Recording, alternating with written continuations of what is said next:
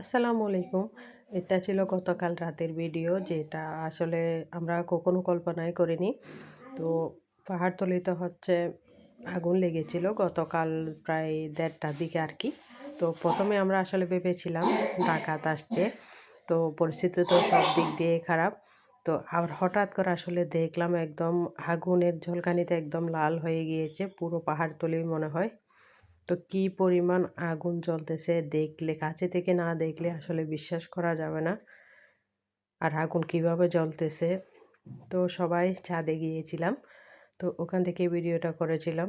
অনেক জায়গা জুড়ে কিন্তু আগুন লেগে গিয়েছিল। তো পরে ফায়ার সার্ভিস এসেই কিন্তু আগুন নিয়ন্ত্রণে আনে।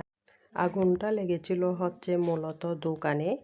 তো হঠাৎ করে মানে কি বিদ্যুতের লাইন থেকে চারিদিক দিয়ে ছড়িয়ে পড়ে। তো আগুন একদম তীব্র আকারে জ্বলতেছিল, অনেকটা ছড়িয়ে গেছে চারদিক দিয়ে। কোনোভাবে নেভানো সম্ভব হচ্ছিল না। আর কি পরিমাণে জ্বলতেছে, মানে কিভাবে আগুন জ্বলতেছিল পুরো ২-১ ঘন্টার মধ্যে সব কিন্তু জ্বলে একদম নিঃস্ব হয়ে গিয়েছে।